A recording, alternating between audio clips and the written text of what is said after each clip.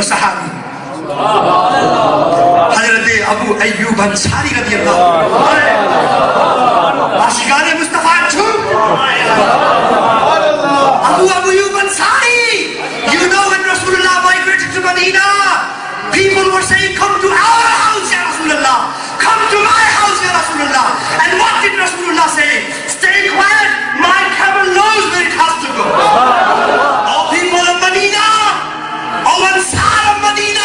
At the time of Hijrah, Sayyidina Rasulullah sallallahu alaihi wasallam said, I will bless your homes. I will come to you. But today, I am a guest of Tubbah ibn Ali. I am a guest of that Yemeni king. And my camel knows where it has to stop. And Hazrat Abu Ayyub Ansari was that last child of that rabbi scholar who had the letter of Tubbah ibn Ali with him. And he had the house that was made for Rasulullah. And Rasulullah sallallahu alayhi wa sallam, when he entered Medina upon migration, he lived in that very house that was made for him 1,000 years ago.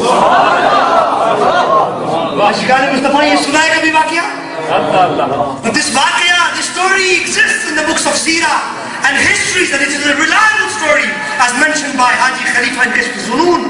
And Imam Yusuf al-Nabhani mentions this in Hujjatullahi ala al-Alameen fi Mu'jizat Sayyid al-Mursaleen, a brilliant encyclopedia in 2 volumes on the miracles of Sayyidina Rasulullah sallallahu alaihi wasallam.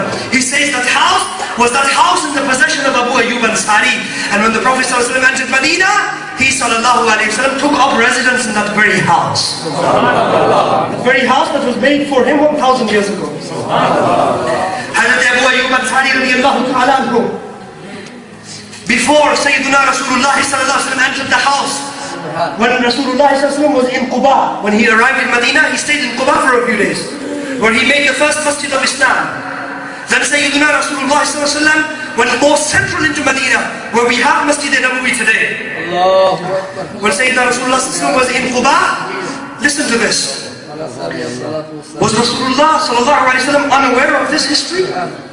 Was he? Didn't he have information of what happened 1,000 years ago and the history of this house? Listen to this. A clear testification from the books of histories and from the books of Seerah. Abu Ayyub Ansari was the last grandson of that Jewish scholar who was holding on to the letter of the king. And he sent Abu Layla, who had yet not accepted Islam.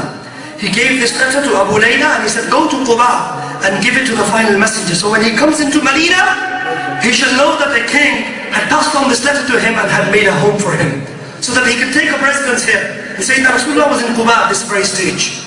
So when Abu Layla took the letter of Tubbah ibn Ali to the Prophet sallallahu alaihi wasallam, Sayyidina Rasulullah looked at him. Rasulullah had not met him before this, and he had not met Rasulullah before. And Rasulullah said, Abu Layla, give me that letter of Tubbah.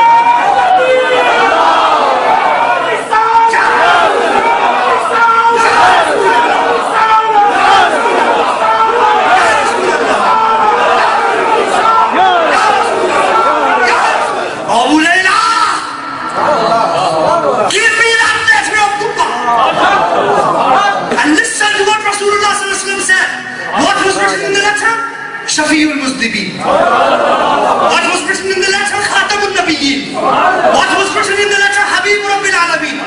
Before Rasulullah actually read the contents of the letter, he said, Abu Layla, I am Shafi'ul Muslimin. I am Khatamun Nabiyyin. I am Habib Rabbil Alameen.